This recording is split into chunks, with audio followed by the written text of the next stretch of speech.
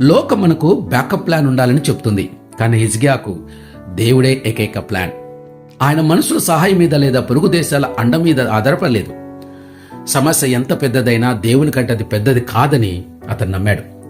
హిజ్కియా చేసిన ప్రార్థనకు జవాబుగా ఆ రాత్రి ఒక అద్భుతం జరిగింది.